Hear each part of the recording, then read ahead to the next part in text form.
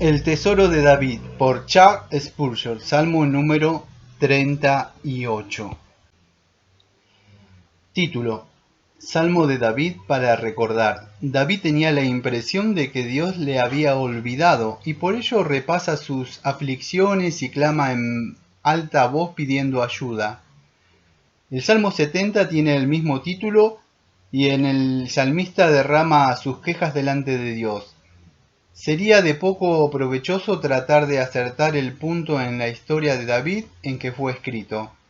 Por otra parte, puede haber sido compuesto por él para uso de los santos enfermos y calumniados, con una referencia especial a sí mismo. Entre las cosas que David recuerda, las principales son 1. Sus pruebas y liberaciones pasadas. El punto culminante del Salmo de David, sin embargo, es recordar la corrupción de su naturaleza.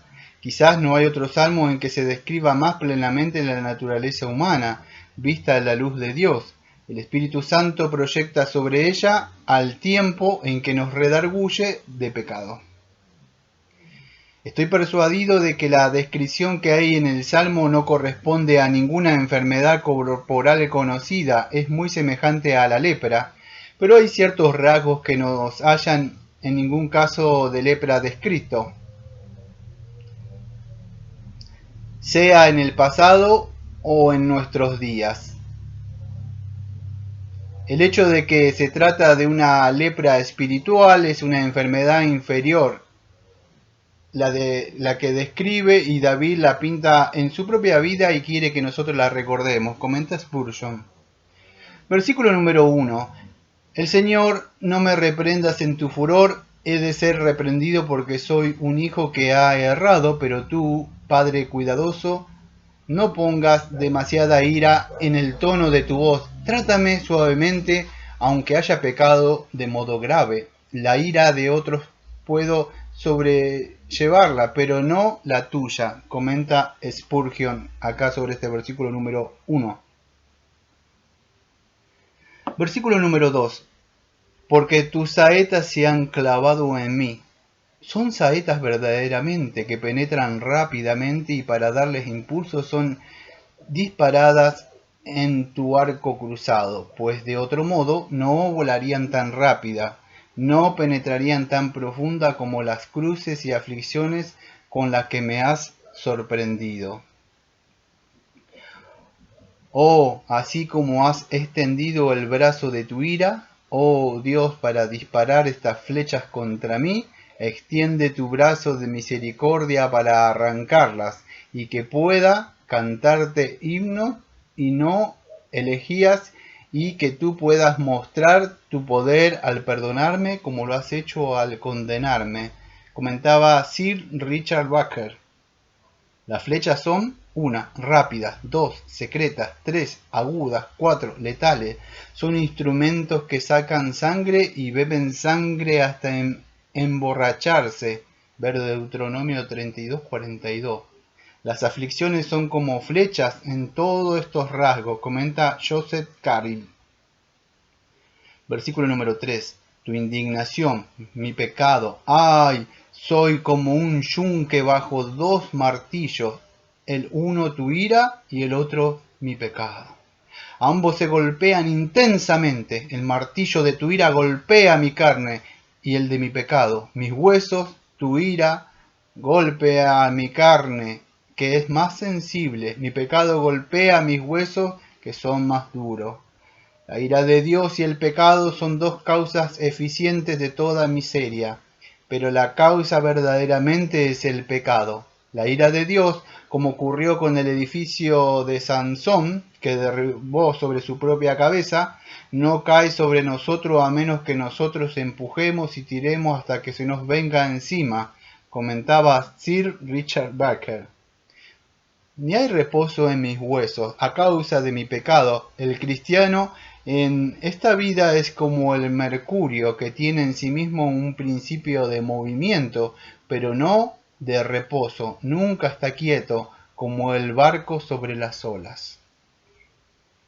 En tanto tenemos pecados, somos como el mercurio, Un hijo de Dios está lleno de movimiento e inquietud, está en constante fluctuación, siempre tiene prisa, su vida es como la marea, unas veces sube y otras veces baja, no hay descanso, y la razón es porque se halla fuera de su centro.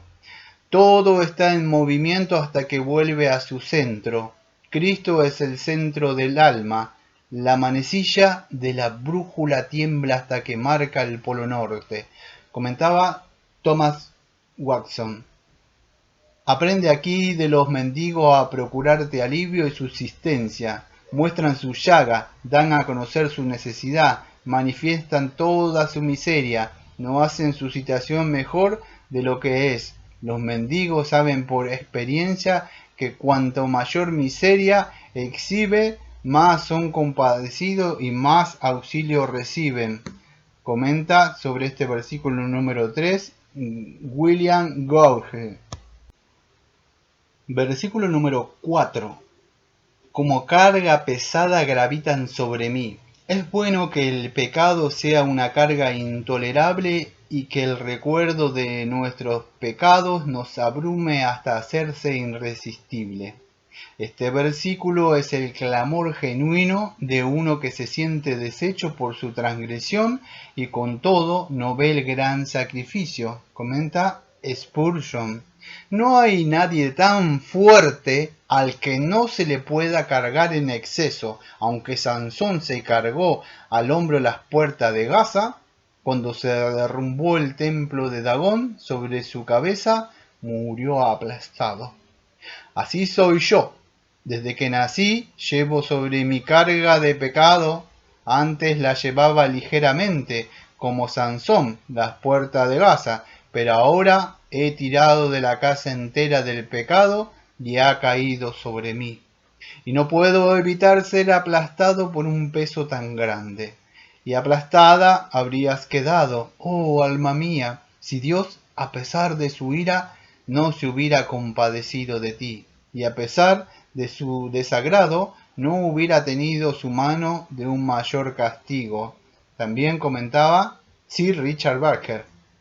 Es de utilidad especial para nosotros que las caídas de los santos de Dios sean registradas en las Sagradas Escrituras. Las manchas no se ven más desagradables en parte alguna que en un rostro hermoso o en un vestido limpio. Y es conveniente tener un conocimiento perfecto de la inmundicia del pecado. Aprendamos también a pensar con humildad de nosotros mismos y depender de la gracia de Dios para mantenernos bajo estricta vigilancia, no sea que caigamos en los mismos pecados o peores. Ver Gálatas capítulo 6, versículo número 1. Comentaba Hermann Witsius. Versículo número 5. Hieden y supuran mis llagas a causa de mi locura. La conciencia ha sido hurgando el mal hasta llegar a ser una herida que supura. Y la corrupción es espantosa. ¡Qué criatura tan horrible se ve el hombre ante su propia conciencia cuando su corrupción y vileza son abiertas y hechas patentes por la ley de Dios, aplicada por el Espíritu Santo! Ni las enfermedades más repelentes pueden compararse al pecado, ni las úlceras, cánceres o llagas podridas pueden compararse en su indescriptible pestilencia. Nosotros mismos nos vemos de esta manera. Escribimos de lo que sabemos y damos testimonio de lo que hemos visto, e incluso ahora temblamos al pensar lo enconado del mar en lo profundo de nuestra naturaleza, comentaba Spurgeon. ¿Podía la tumba retener a Lázaro cuando tú abriste tu boca y le llamaste? ¿Tampoco puede la corrupción de mi llaga ser un estorbo para tu curación si te compadeces en curarla? Comentaba otra vez Sir Richard Bakers. Versículo número 5 y 6. Siempre que Dios quiere revelar a su Hijo con poder, siempre que quiere que el Evangelio haga resonar las cuerdas del corazón en cuanto al pecado, hace sentir el peso del mismo a la conciencia y la hace gemir. Y estoy seguro de que cuando una persona está trabajando bajo la carga del pecado, lo hará llena de gemidos y quejas. La Biblia registra centenares de quejas de hijos de Dios bajo la carga del pecado. La queja espiritual, pues, es una marca de vida espiritual, y Dios la reconoce como tal. Ciertamente he oído los gemidos de Efraín, Jeremías 31:18. Muestra que Efraín tiene algo que le oprime, que le hace gemir, que su pecado está patente a su vista en toda su malignidad, que es angustia para su alma, que se lo encuentra en la boca, que es descubierto por el ojo penetrante de Dios y fustigado por la mano de Dios, comentaba G.C. Philpott. Versículo número 6. Estoy encorvado, estoy abatido en gran manera, ando como enlutado todo el día.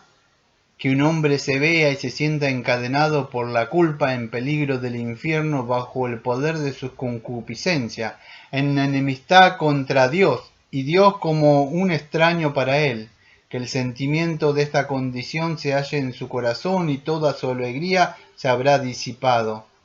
Qué lamentable criatura es el hombre ante sus propios ojos.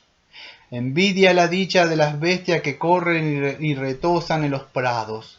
Sabemos de uno que al ver un sapo sollozó, porque Dios le había hecho un hombre. La bondad de Dios le hacía llorar, según él la veía, pero este hombre cree que su condición es inmensamente peor que la de un sapo. Y quisiera cambiarse en uno, porque el sapo no siente la culpa del pecado, no teme la ira de Dios, no está bajo las garras de la concupiscencia. Dios no es un enemigo para el sapo. Esto es lo que él siente, comentaba Gilles Firmin. Versículo número 7. Mis lomos están ardiendo de fiebre. En muchas cosas nuestras evaluaciones son exageradas, pero nunca estimamos con exceso la maldad del pecado. Corrompe y condena, cubre el alma de manchas de plaga, como la lepra. Isaías capítulo 1, versículos 5 y 6. Comentaba William S. Plumer. Versículo número 8. Estoy debilitado y molido en gran manera. El origen dice entumecido, como helado. Hay contradicciones en mi mente que desvaría y en mi cuerpo enfermo. Me parece que alternativamente parte de mí es caliente y otra fría. Como las almas en el purgatorio de los papistas, echadas desde hornos ardientes a témpanos de hielo, así los corazones atormentados van de un extremo al otro, los dos torturantes igualmente del calor del temor, al escalofrío del horror, del deseo ardiente a una insensibilidad horrible. Estos estados sucesivos de que se halla bajo convicción de pecado le llevan a la puerta de la muerte, comentaba Spurgeon. Gimo, etc. Es difícil que el penitente verdadero, en la amargura de su alma, repase la vida que ha arrastrado en su pecaminosidad sin gemir y suspirar desde el fondo de su corazón.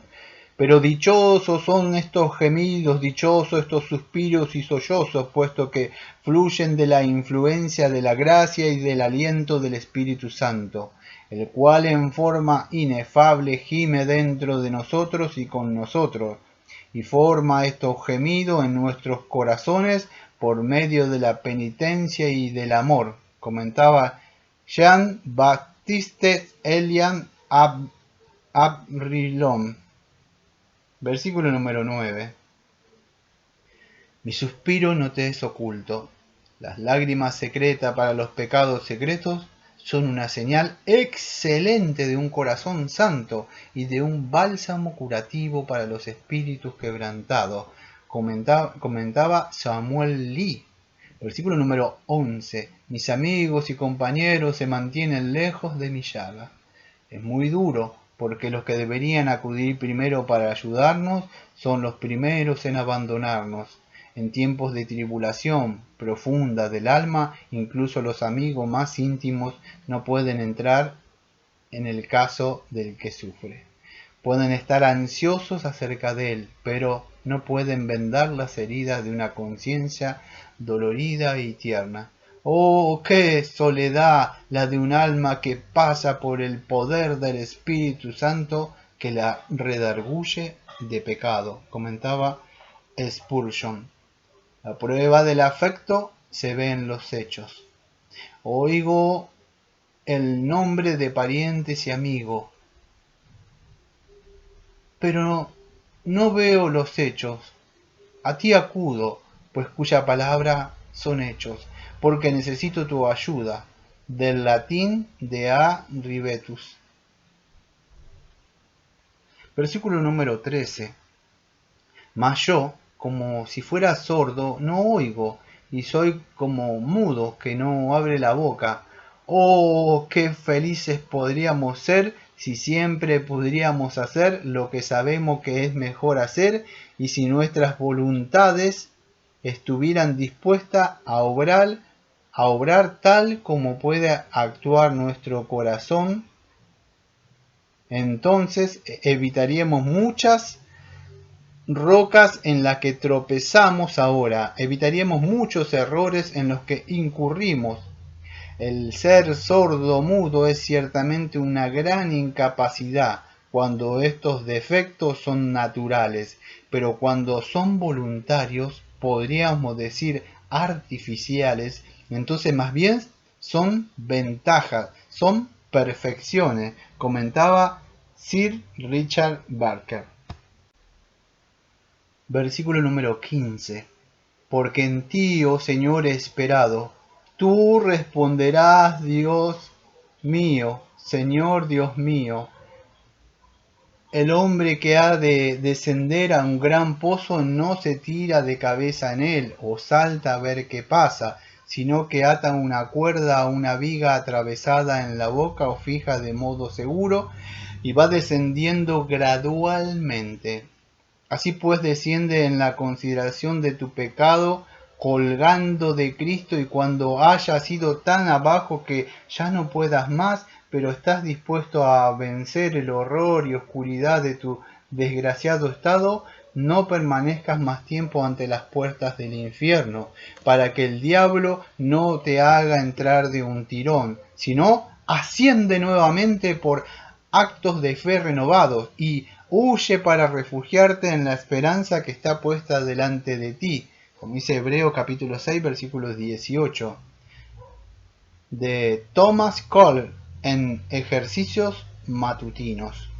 Versículo número 16. Cuando mi pie resbale, no se engrandezcan sobre mí. La menor falla en un santo es infaliblemente notada. Mucho antes de que sea una caída, el enemigo ya empieza a bochornar. El menor desliz del pie hace ladrar a todos los perros del infierno. Qué cuidadosos hemos de ser, qué insistentes en la oración para tener gracia sustentadora.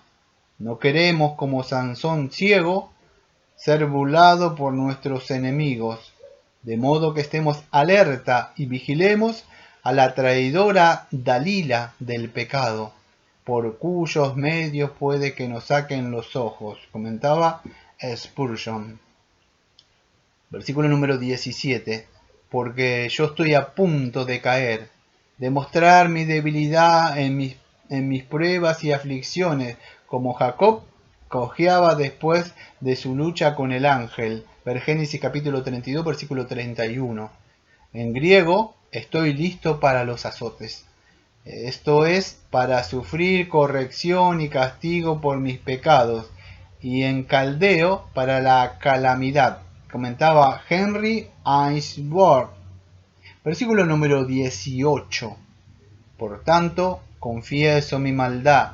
Cuando la pena lleva a un reconocimiento sincero y apenado del pecado, es una pena bienaventurado, algo que tenemos que agradecer a Dios de corazón. y me contrista mi pecado. El sentir dolor por el pecado no es una expiación para él mismo, pero es el espíritu adecuado con que acudir a Jesús, que es la reconciliación y el Salvador. Cuando el hombre se halla finalmente delante de sus pecados, está cerca del fin de sus tribulaciones. Versículo número 19. Porque mis enemigos son activos y poderosos, por débil y desfalleciente que se encuentre el justo, los males que se le opone son verdaderamente activos. Ni el mundo, ni la carne, ni el demonio se sienten conmovidos por la debilidad que le aqueja. Este terceto de maldad labora con implacable energía para derrocarnos. Si el diablo estuviera enfermo, nuestros deseos carnales fueran débiles. Podríamos aflojar en la oración, pero teniendo enemigos tan activos y vigorosos, no podemos cesar en nuestro clamor a Dios. Versículo número 20. Me son contrarios por seguir yo lo bueno. Si los hombres nos aborrecen por esta razón, nosotros hemos de regocijarnos de ello. Su ira es un homenaje inconsciente que el vicio rinde a la virtud. Este versículo no es incompatible con la previa confesión del escritor. Podemos sentirnos igualmente culpables delante de Dios y pese a ello ser enteramente inconscientes de mal alguno hacia nuestros prójimos. Una cosa es el reconocimiento de la verdad y otra el someterse a ser calumniado. El Señor me hiere justamente y, con todo, yo puedo decir a mi vecino, ¿por qué me hieres?, comentaba Charles Spurgeon.